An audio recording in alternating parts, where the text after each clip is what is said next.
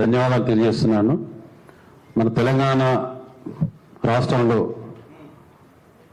ఏ issue జరిగినా కూడా వెంటనే స్పందించే ఆర్గనైజేషన్ కానీ వ్యక్తి కానీ అంటే కరుణాకర్ గారు.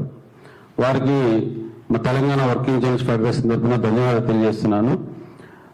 ఇవాళ ఇక్కడికి మీరందరూ రావడానికి కారణం ఏంటంటే, మనము పోరాడి తెచ్చుకున్న ఈ తెలంగాణలో ఒక జర్నలిస్టుకు జరిగిన, అది కూడా ఆంధ్ర వాళ్ళ ద్వారా జరిగిన అన్యాయం, దాడి, దీని మీద మనందరం ఇక్కడ సమావేశం కావాల్సి వచ్చింది. ఈ విషయం చెప్పగానే, కరుణాకర్ చెప్పగానే నేను ఖచ్చితంగా వస్తాను.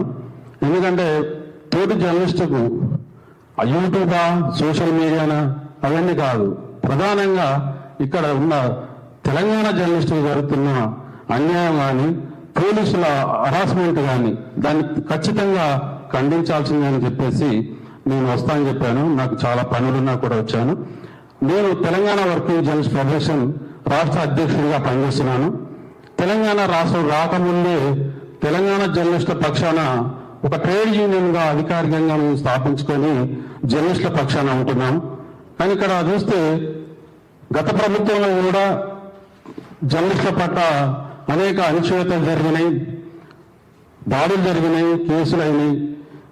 కానీ ఇప్పుడు ఇంకా ఈ గవర్నమెంట్లో చూస్తే పక్క రాష్ట్రం మనం ఎవరినైతే తరిమి పంపించామో ఆ రాష్ట్రానికి సంబంధించిన వాళ్ళు మన మీద ఒక 2 కన్నులు వేసారు. ఒక కన్ను కాదు, 2 కన్నులు వేసేసి ఇవాళ ఇక్కడ ఆస్తులను దోచుకోవడమా, అధికారం చెలాయించడమా, జర్నలిస్టులను అణచివేయడం అనేది వాళ్ళు ఒక ఉద్దేశపూర్వకంగా జరుగుతున్నది తెలుస్తుంది.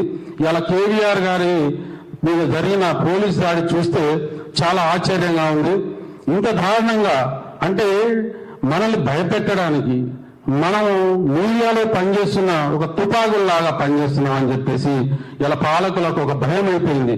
సోషల్ మీడియా, యూట్యూబ్ ఛానళ్ళు ఇవన్నీ కూడా తమ పాలకుల అవినీతి అక్రమాలను లేదా ఆంధ్ర పాలకులు మళ్ళీ ఇక్కడ రాకుండా అడ్డుకుంటున్నారని చెప్పేసి భయపడేమో ఇట్లా ఇవాళ అణిచివేయడానికి ప్రయత్నం చేస్తున్నట్టు కనిపిస్తున్నది. దీన్ని మేము తీవ్రంగా ఖండిస్తున్నాం. తెలంగాణ వర్కింగ్ జర్నలిస్ట్ ఫెడరేషన్ ఏ జర్నలిస్టుకు అయినా అన్యాయం జరిగినప్పుడు ఖచ్చితంగా ఖండిస్తూ వారి వెంట ఉంటామని చెప్తున్నాం. ఎందుకంటే ఇది యూట్యూబ్ ఛానళ్ళు, వీళ్ళు పనిచేసే వాళ్ళు జర్నలిస్టులు కాదనేది ప్రభుత్వం అంటుంది, కానీ మేము అనం. ఎందుకంటే ఒక్కొక్క జర్నలిస్టు 30 ఏళ్ళు 40 ఏళ్ళు పనిచేసి వాళ్ళ ఆంధ్ర పత్రికల్లో, ఆంధ్ర మీడియాలో పనిచేయలేక, వాళ్ళ అణచివేతను, వాళ్ళ అన్యాయాలను భరించలేక వాళ్ళ సొంతగా బయటకు వచ్చి యూట్యూబ్ ఛానల్ పెట్టుకొని, పత్రికలు పెట్టుకొని నడుపుకుంటున్నారు ఇక్కడ తెలంగాణలో. అలాంటి జర్నలిస్టుల పట్ల ప్రభుత్వాలు, ఈ మన ప్రభుత్వం కూడా అణచివేత, అక్రమంగా దౌర్జన్యాలు చేయడం అనేది, కేసులు పెట్టడం అనేది చాలా దుర్మార్గం. దీన్ని మేము సహించాము.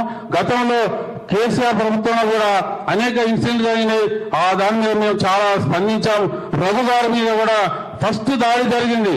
ఫస్ట్ వారి మీద దాడి జరిగింది. మేము స్పందించి దాని మీద ఇప్పటికీ హ్యూమన్ రైట్స్ లో కేసు వేసాం. ఆ కేసు ఇప్పటికీ తేలలేదు.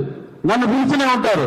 అంటే రఘు గారి కేసు ఒకటి ఆనాడు శాంతి కేసు చూసాం, కానీ ఈనాడు కేవీఆర్ మీద మళ్ళీ ఒకటి ఆంధ్ర పాలకులు చేసిన కేసు కాబట్టి దీన్ని వెంటనే విత్డ్రా చేసుకోవాలి.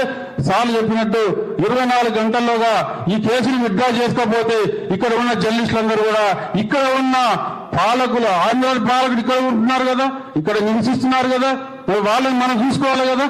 కాబట్టి దయచేసి సోదర భావంతో వ్యవహరిస్తే తప్పులేదు, కానీ శక్తిని శత్రులాగా వ్యవహరించద్దని చెప్పేసి, జర్నలిస్టుల జోలికి రావద్దని చెప్పేసి నేను తెలంగాణ వర్కింగ్ జర్నలిస్ట్ ఫెడరేషన్ తరఫున కోరుతున్నాను.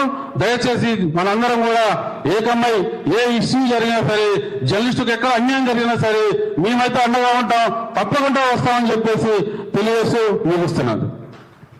థ్యాంక్ యూ స్వామి. మీరు ఒక జర్నలిస్ట్ సంఘం అధ్యక్షులుగా